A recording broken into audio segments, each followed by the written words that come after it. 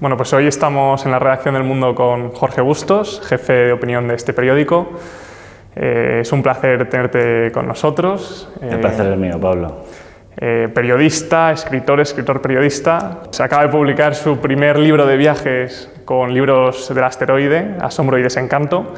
Y ya que mencionamos tu libro, quería preguntarte por la lectura, porque tienes, o por lo menos lo que vemos, tienes una visión muy optimista de la lectura, y te queríamos preguntar si crees que es la solución a muchos de los problemas que la gente lea y sea culta.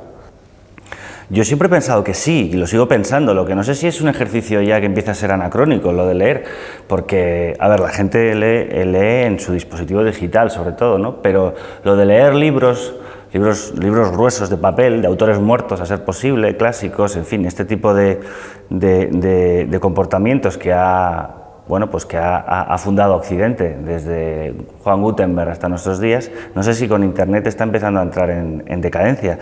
Y yo no concibo la propia existencia de la democracia occidental, de la cultura, del humanismo, de la libertad, de los derechos humanos. No sé, las grandes conquistas de la civilización humana no las concibo sin el hecho de leer a los que vivieron y escribieron antes que tú y por tanto tienen la sabiduría acumulada que pueden entregar a la siguiente generación. Entonces una especie de miedo que tenía George Steiner, que es uno de los grandes intelectuales que yo leí en la carrera y que tenía esta preocupación, ¿no? Como que la tradición, este magisterio que pasa de maestros a alumnos a través de la lectura, empezaba a perderse en Occidente, ¿no? Y la gente ya apostaba por otras formas de conocimiento, que seguro que también son útiles. Pero yo siempre he pensado que la lectura no tiene sucedáneo, no tiene sustituto, porque por muy buena que sea la serie, o la película, o el videoclip que uno consuma, es decir, la clase de musculatura intelectual que uno ejercita cuando lee libros, porque ahí tiene que trabajar la imaginación, la fantasía. Cuando tú lees una página llena de signos codificados, tu cerebro automáticamente tiene que crear los significados de aquello que la lectura va descodificando, y eso ejercita un tipo de músculo intelectual, crea una serie de representaciones en la cabeza, de emociones, de intuiciones morales, que otro tipo de entretenimiento, si es que creemos que la lectura es un entretenimiento, yo no lo creo, es algo muy superior, pues no te da. Es decir, para mí leer es a la mente como ir al gimnasio es al cuerpo. Es decir, si tú no vas si tienes una mente fofa, absolutamente enfermiza, pálida, pues no puedes pensar con claridad, serás más fácilmente manipulado, votarás lo que te digan, en fin, carecerás de sentido crítico. Todo ese tipo de cualidades las ejercitas leyendo, y no se me ocurre otra manera, leyendo periódicos de pago, periódicos bien hechos, no periódicos hechos para el clickbait, que también estará bien leerlo y entretenerse con eso, sino intentando consumir contenidos de calidad, y luego pues leyendo a los grandes pensadores, las novelas, leyendo también por evasión. Leer en general me parece que es un acto de civilización, y que si no ejercitamos nuestro cerebro con la lectura, creo que seremos animales más o menos sofisticados, pero no del todo seres humanos. Creo que una persona llega a ser un ser humano cuando ejercita el cerebro, la parte de la razón que tenemos como propia, ¿no? En una entrevista dijiste que cuando uno lee desarrolla empatía, pero necesariamente es así. Es decir, el gran pecado de la gente culta a lo mejor es la vanidad. Es verdad, y esta es otra de los dilemas que nos plantea el siglo XX. El hecho de que la nación más culta de Europa cometiera el mayor genocidio y el más detestable, y llegara a las cimas del horror y del asesinato en masa más detestables de la historia del mundo, pues nos tiene que hacernos plantear si realmente la cultura sirve para mejorar a las personas, o si es perfectamente compatible tocar a Chopin por la mañana en el piano y por la tarde matar a un par de judíos en tu campo de concentración, como de hecho sucedía, ¿no?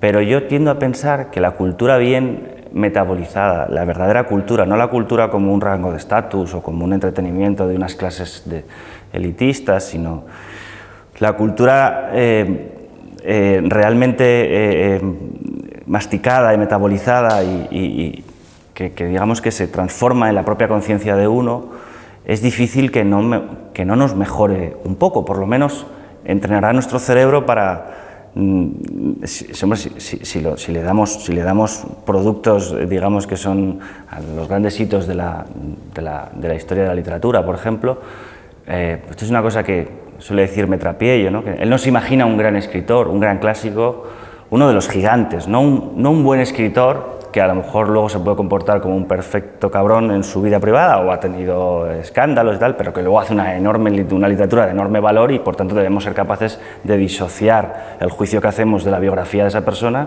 del juicio que hacemos de su obra, ¿no? Eso está claro, aunque el moralismo actual y el puritanismo actual tiende a enjuiciar la obra por el grado de proximidad de la autora a la causa feminista o entendida según la entienden los sacerdotes ahora de estas nuevas religiones, ¿no? Pero yo creo que, y contra Piello estoy de acuerdo en que los grandes gigantes de la historia del pensamiento occidental, de la historia de la literatura, al mismo tiempo han sido gigantes morales también. Creo que es muy difícil ser un completo bastardo y escribir joyas de la historia de la literatura incontestables. Los hay, hay varios nombres que se citan siempre, Céline, que apoya a los nazis y sin embargo escribió El viaje al fin de la noche, y hay muchos otros, ¿no?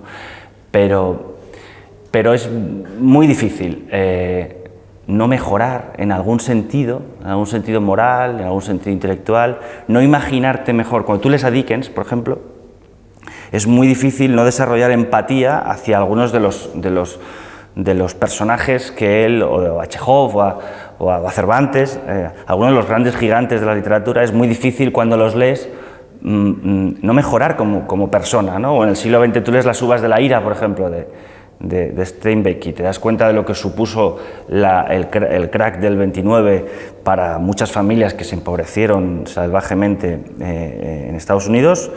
Y es imposible no empatizar con ciertas causas sociales, no desarrollar una sensibilidad por las biografías y las vicisitudes de los demás. Es decir, que la buena literatura te produce representaciones morales, digamos, que te ejercita, ahora esa palabra que se abusa mucho de ella, que es la empatía, ¿no? Pero es que realmente uno leyendo es como se pone en la piel de los demás. Alguien que no ha leído nunca tiene más fácil convertirse en un fanático perfecto que alguien que está acostumbrado a leer, porque alguien que está acostumbrado a leer está acostumbrado a ponerse en la piel de los demás, porque se imagina las vidas de los personajes.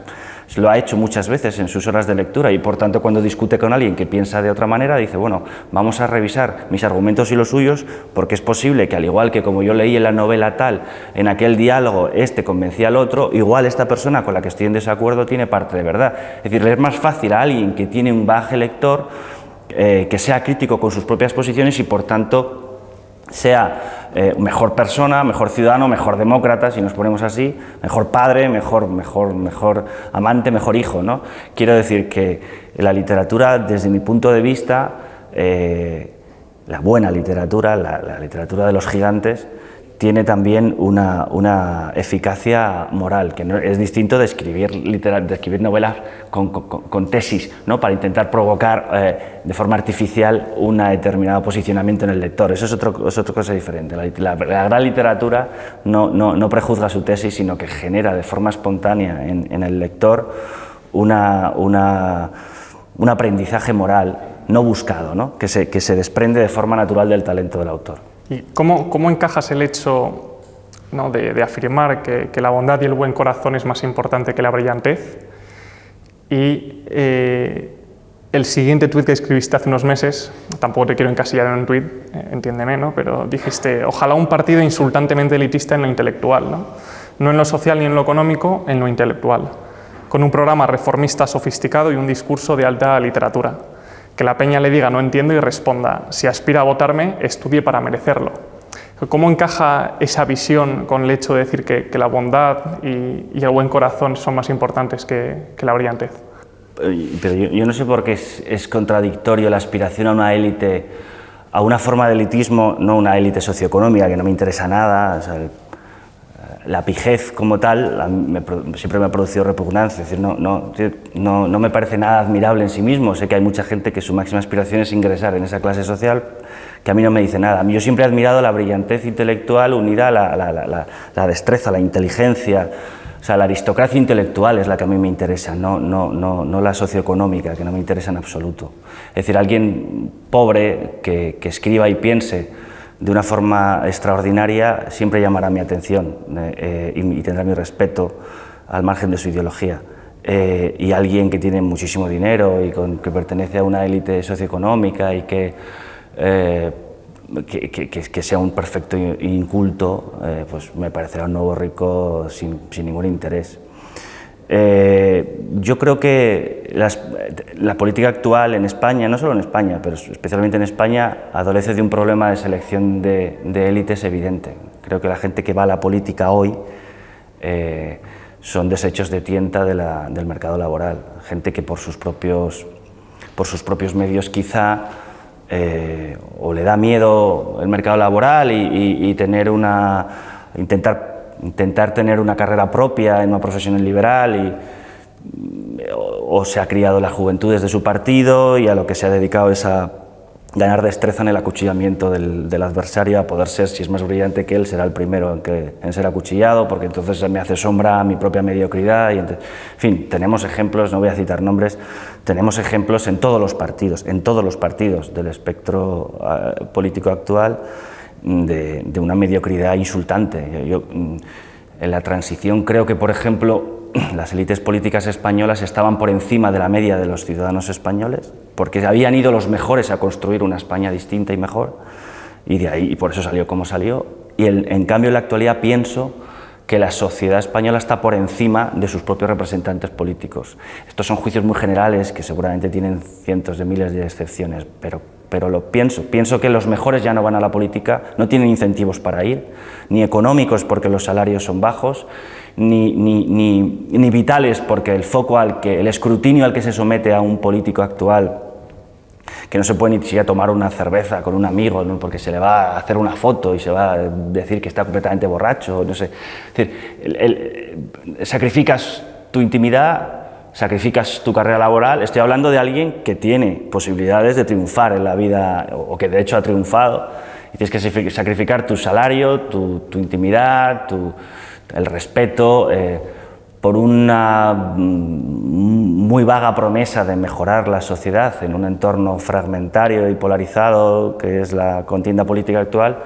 Pues claro, como resultado de eso, ¿quién va a la política? Pues van los pícaros, la gente que bueno, los trepillas, gente sin un gran talento, ¿no? Y los que van dejando de lado una carrera exitosa acaban tarifando en poco tiempo porque no hay mucho que hacer. Es una pena que esto sea así.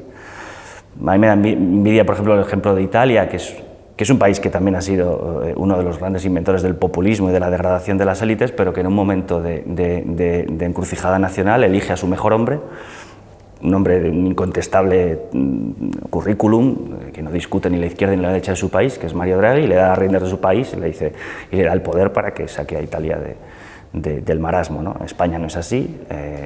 Es más, probablemente si eligiéramos esta opción tecnocrática sería criticada por buena parte de la opinión pública como una especie de atentado a la democracia, porque no sería representativo de lo que quiere la gente y tal. Pero claro, cuando a la gente le das listas cerradas para elegir, que hacen dos tíos en cada jefe de partido, o sea, 7 españoles, el de Esquerra, el del PNV, el del PP, el del PSOE, hacen sus listas, se las das a elegir al pueblo, pues el pueblo tiene lentejas, pero realmente no se le da a elegir.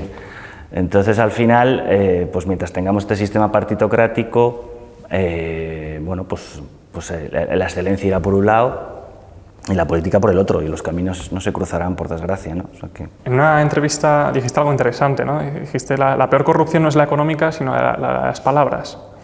¿Qué peligros concretos ves en la corrupción del lenguaje y qué palabras son más sensibles actualmente?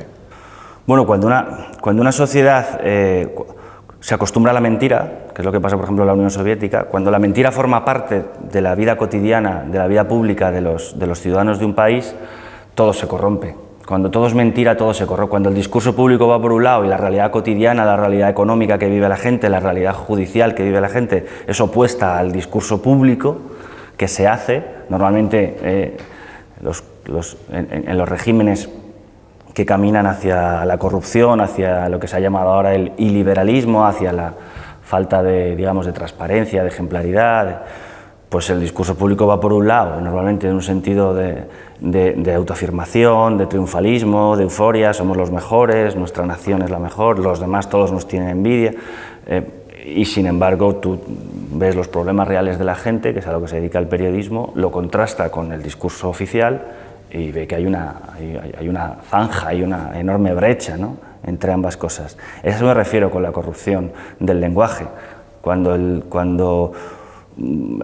gobierno o la oposición, cuando la mentira se convierte en el registro habitual del discurso público, la gente lo que hace es decir, bueno, pues desconecto. O sea, la gente dice, pues no, aumenta la desafección, aumenta la abstención, aumenta la falta de compromiso con el devenir del país y es el sálvese quien pueda. Cada uno busca su destino al margen de su representación pública porque entiende que todo eso ya es una ciénaga corrompida y que no merece la pena.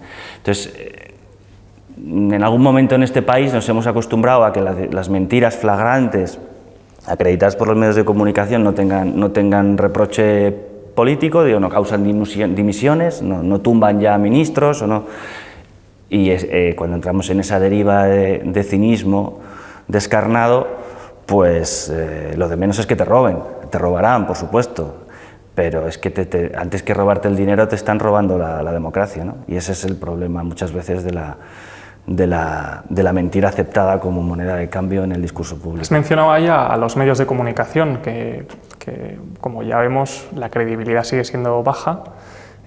¿Crees que los medios de comunicación y los profesionales, los periodistas, son autocríticos con su trabajo? No es que sean autocríticos, que muchas veces lo son, es que otros medios de comunicación hacen la crítica de otros medios de comunicación. Es decir, en un régimen de opinión pública la ventaja que tiene, y encima con las redes sociales y tal, es que la profesión de periodista, que quizá antiguamente estaba más blindada, porque no tenías un feedback tan inmediato de lo que opinaba la gente de ti o de lo que opinaban otros periodistas de ti, aunque siempre los periodistas se han metido entre eso del corporativismo, y a mí me parece una mentira obvia, que no resiste un análisis histórico. Siempre ha habido rivalidades entre medios de comunicación y de esa rivalidad, de esa vigilancia mutua que tenemos también la profesión entre nosotros, se beneficia al ciudadano, porque un bulo alimentado por un colega lo desmonta otro colega y por tanto el ciudadano se da cuenta y tal. ¿Qué es lo que pasa? Que con las redes sociales y con el aumento general del ruido que provoca las redes sociales, y la información ahora ya no es vertical, es horizontal en 1000 direcciones, choca por todos los lados, el nivel de ruido que recibe el ciudadano medio, si no tiene un conocimiento, digamos, un poco, si no es capaz de discriminar entre medios serios y medios más sensacionalistas, o entre un periodista serio que se pasa 10 horas haciendo llamadas para hacer un reportaje, contrastando una información, con un activista que da pábula a los bulos porque le aumentan el número de seguidores, si el ciudadano no es capaz de distinguir entre estos dos personajes, pues poco puede hacer el periodista. El periodista lo que tiene que seguir haciendo es que básicamente el periodista de información, que todo lo que publique esté contrastado y sea cierto, y si mete la pata, pedir perdón o rectificar. El periodista de opinión, serio, que se dedica a la opinión, que le pagan por opinar, intentar ser lo más ecuánime, lo que no significa una objetividad robótica, porque eso no es humano, pero reconocer dentro de la línea editorial de tu medio una cierta ecuanimidad, que significa que cuando los tuyos lo hacen mal, tener la capacidad de decírselo a tus lectores, y cuando los ajenos lo hacen bien, tener la capacidad de reconocerlo. Eso es la ecuanimidad, ¿no? Pues eso es lo que se le pide a un periodista de opinión, y al de información que diga la verdad. Este es el periodismo de hoy y el de hace 300 años. Es decir, no ha cambiado nada. Lo que hay ahora es más ruido. ¿Por qué? Porque hay redes sociales. Y luego hay una yo creo que noción perversa que crece al calor de este ruido, que es los periodistas y los políticos son la misma cosa, porque los dos salen en la tele, al final, los dos son famosos. Yo ciudadano, que me gustaría estar en una situación, digamos, de influencia pública como la que tienen ellos, desarrollo un cierto resentimiento hacia los periodistas, les meto en el mismo saco de la casta política, no por el hecho de que, porque hablo de los periodistas contratados por una empresa privada. O sea, es decir, la primera distinción que tendría que hacer el ciudadano, digamos, educado es los políticos tenemos derecho a pedir la máxima transparencia, a ser muy críticos con ellos, porque es que les pagamos el sueldo. A los periodistas no les pagamos el sueldo, se los paga una empresa privada, que tiene que además sacar sus beneficios y ser rentable, y si no se va a la calle y tal. Entonces, ya se ha borrado, digamos, esa distinción político-periodista, que es una cosa que me preocupa. Quizás ha pasado siempre, ¿no? Y la estrella mediática y la estrella política, pero yo creo que nunca como antes esos papeles están tan mezclados. Fijaos lo que ha pasado con los grandes fichajes de las tertulias mediáticas. Son todos exministros o vicepresidente del gobierno. Tal. Es decir, antes parecía que la prensa o los medios eran el trampolín para llegar a la política, y ahora la política es el trampolín para acabar en los medios, ¿no? Como si el verdadero destino deseado por los influencers de todo tipo, ideológicos o políticos, fuera la comunicación y no la política. A mí me parece que la política tiene el deber de rendir cuentas y de actuar. Les pagamos para que hagan, no para que comenten. Para que comenten nos pagan a los periodistas. Para que comentemos, critiquemos, desvelemos, destapemos, pero para hacer cosas, yo no puedo hacer un pacto de Estado. Yo puedo empujar para que haya pactos de Estado, por ejemplo en educación en este país, que es la gran asignatura pendiente, pero al final son los diputados que están en el Congreso los que lo tienen que hacer, ¿no? Y ese es el asunto. Entonces, esto de confundir por el mero hecho de la fama, por el mero hecho de que, porque estamos en una economía de la atención, las redes sociales lo que han hecho es que han consumado el sueño warholiano de los 15 minutos de fama. Todo el mundo tiene su propio canal de televisión, su propio perfil público, su propia... Entonces, claro, eso genera 47 millones en España de canales y de opiniones y tal, y es muy difícil ahí discriminar unas de las otras. Entonces, en ese ruido cobra más sentido la jerarquización que propone los periódicos serios, ¿no? Por una cuestión también de profesionalismo y de tamaño. O sea, una redacción que tiene 100 periodistas dedicados 10 horas del día a llamar, a hablar con unos con otros, pues con eso no puede competir un tipo que se cree un justiciero con un móvil, ¿no? Pues porque no tiene, por una cuestión de tiempo, de dedicación, de preparación y de fuentes, ¿no? Y esa es la diferencia. Lo que pasa es que yo veo que al final, como si lo único que importara es la fama. Es que si sales en la tele, estás en el mismo saco que el político. No, hombre, no, sí, son universos diferentes, pero hay gente que piensa que lo importante es lo de la tele sin sospechar lo coñazo que es salir en la tele, ¿no? Sobre la opinión que también has comentado, da la sensación de que hay mucho malabarista de la palabra, estilista de la palabra, que le da más importancia a la forma que al fondo, y pocos pensadores originales y profundos. ¿Compartes esta visión? No estoy seguro. En términos generales, el periodismo escrito actual, yo siempre estaré del lado del que intenta escribir con una cierta voluntad de estilo, el que intenta darle al lector, y además ahora que hacemos periódicos de pago y pedimos suscripciones, ahora digo, como se había hecho en los últimos 3 siglos hasta 1995, que empezamos a dar gratis en nuestras páginas web el fruto de nuestro trabajo. Pero bueno, después de estos 30 años de que todo el mundo se ha arruinado y ha despedido a todo el mundo y se han dado cuenta de que no puedes regalar el fruto de tu trabajo, igual que el agricultor no regala el fruto de su huerta, pues el periodista no puede regalar el fruto de su... Entonces ahora volvemos a cobrar, como se ha cobrado toda la vida en los kioscos, el periódico. Bien, ya que obligas a tu público a pagar por lo que antes les regalabas, dale lo mejor que puedas, dale el mejor fruto de tu cerebro, cúrrate los textos, trabájalos bien. Los periodistas de medios ahora, de los medios que están en periódicos de contenido que hay que pagar, de contenido de pago, están obligados más que antes, si cabe, a darle a sus lectores el mejor trabajo verbal, estilístico, al margen de que también tiene que ser un periodismo, en el caso del de opinión, de ideas, ¿no? Entiendo lo que tú dices, los epígonos de Umbral, o sea, el daño que ha hecho Umbral, digamos, el periodismo de opinión, más allá de que es un gran genio que hay que releer y que un maestro absoluto del idioma, es que, digamos, que a la gente con facilidad para el sonajero metafórico, pero poca formación filosófica o intelectual o política para llevar alguna idea a tu columna, pues digamos que les enseñó cómo intentar imitar un estilo que por lo demás es inimitable, sin coser ideas a ese juego verbal. Es decir, cuando tú te sientas a escribir una columna, o yo me siento a escribir una columna, o cuando los columnistas del mundo, que creo que tengo el honor de capitanear la mejor sección de opinión de la prensa española, y es un honor que no es mío, pero me precio de estar rodeado de las firmas que tiene el mundo y que se ofrece a sus lectores bajo la premisa de que les llevarán no juegos de palabras, no, les llevan, lo primero es la idea, lo primero es el contenido, lo primero es el fondo. Cuando tienes clara la idea que quieres trasladar en tu columna, el buen columnista tiene que tener, después de tener la idea, la capacidad de manejar el idioma a su antojo para que el idioma diga lo que tiene en su cabeza. Es decir, el mal escritor, el mal columnista, es ese que se deja llevar por el soniquete de las palabras y acaba escribiendo frases que no tenía pensado escribir, o escribiendo ideas que no tenía pensado, porque se deja llevar por una especie de juego del que es rehén. El buen columnista domina, como un déspota, domina su propio lenguaje, obliga a las palabras a decir lo que quiere que digan. Y el malo es el que se deja llevar por los juegos de artificio, la pirotecnia verbal y tal.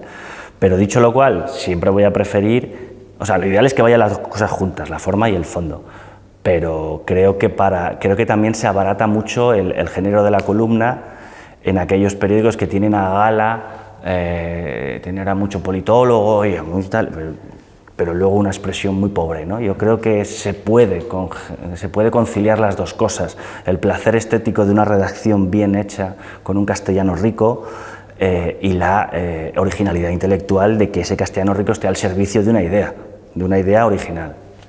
Dos últimas cuestiones. En tus entrevistas me llama la atención que menciones a Azorín, lo he visto recurrentemente. ¿Por qué es tan actual este escritor?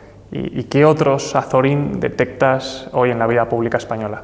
Azorín no es intelectual, por eso lo menciono, no es actual, por eso lo menciono, porque está olvidado, entonces hay que reivindicarlo.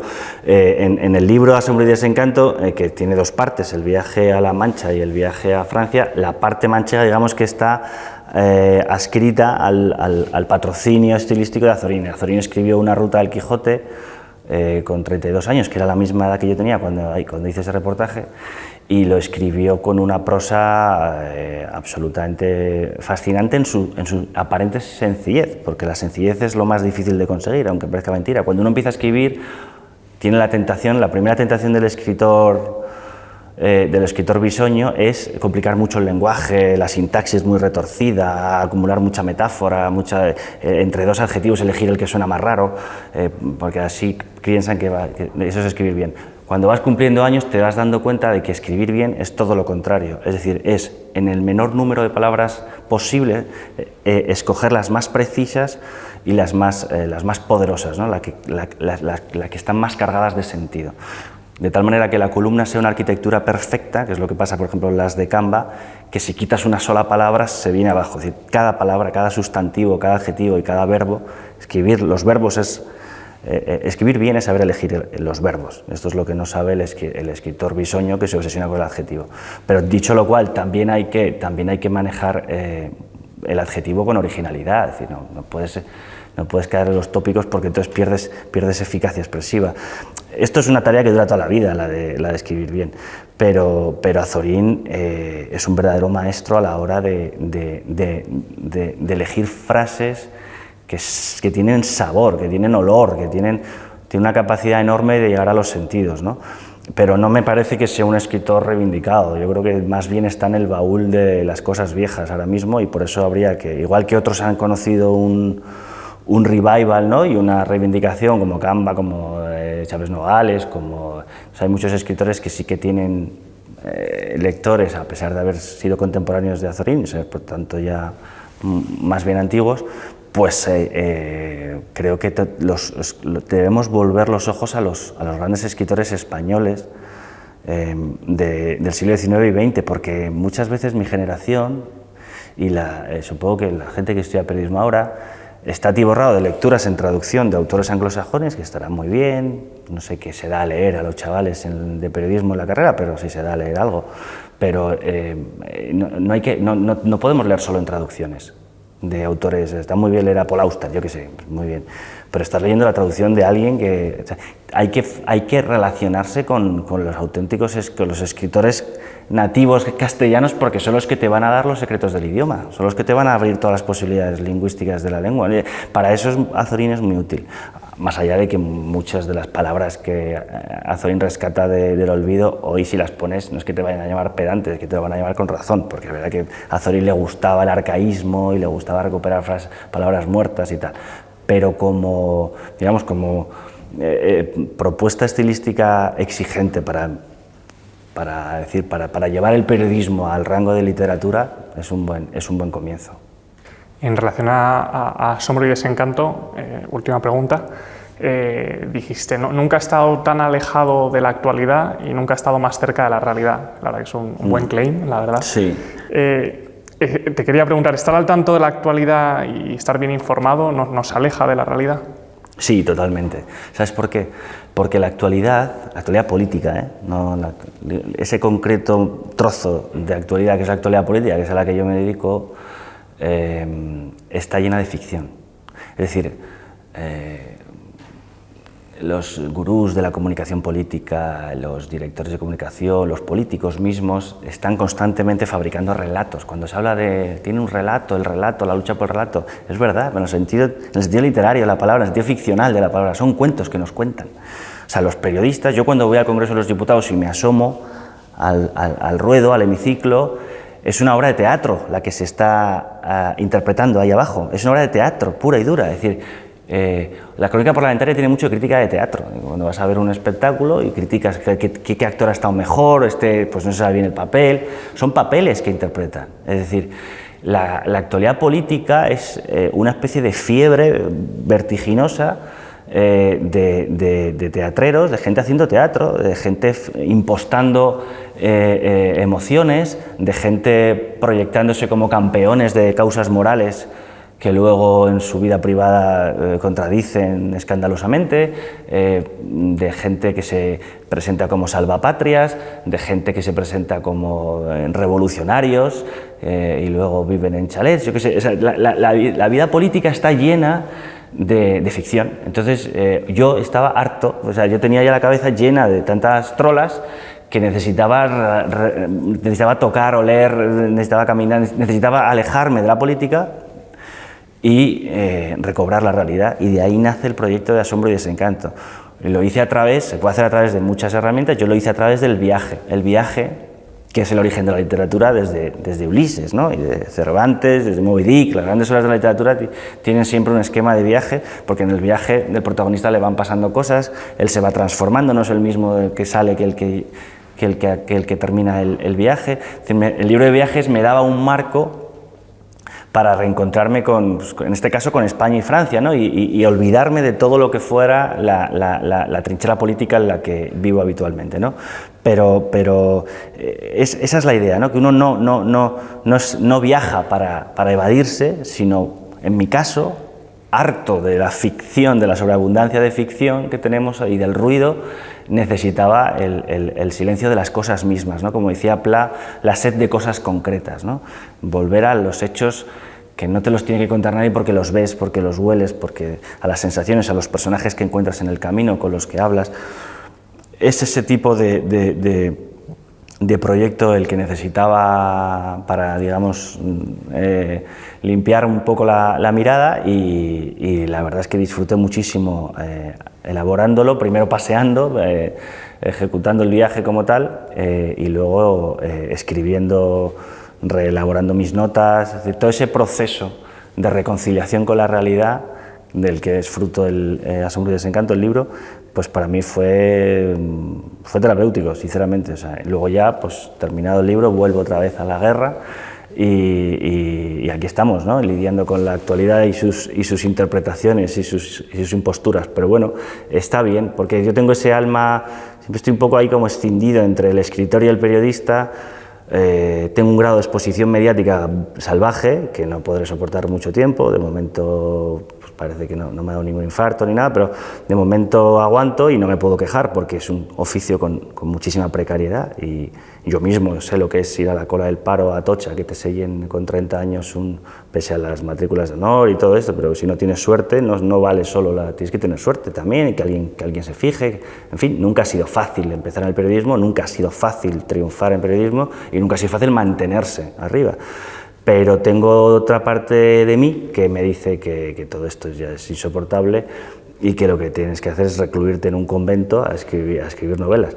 Probablemente si me recluyera en un monasterio del Cister a escribir novelas, al cabo a lo mejor de 3 meses acabaría arrojándome a los leones del Congreso pidiendo por favor que me dejaran entrar a destrozar argumentarios y a reírme de los políticos y a volver otra vez a la rueda de la política, ¿no? O sea, soy como una especie de mezcla de monje cisterciense y lobo de Wall Street. O sea, me gusta mucho la acción, se me da bien estar en el mundo frenético, 200.000 llamadas, políticos, empresarios, ministros, jueces, tal, y al mismo tiempo me encanta el silencio, la soledad, me encanta la literatura, leer gente, clásicos que tienen nada que ver con la España de hoy. Es decir, entonces estoy todo el rato entre esos dos polos. Y de momento no me he vuelto loco y espero que este libro sea el primero de muchos momentos terapéuticos que corten con mis cursos, el curso periodístico político, y me permita esta especie de vacaciones literarias de vez en cuando. Ese es mi proyecto, a ver si lo consigo materializar los próximos años. Perfecto, muchísimas gracias por tu tiempo. Pues a ti, Pablo, ha sido un placer.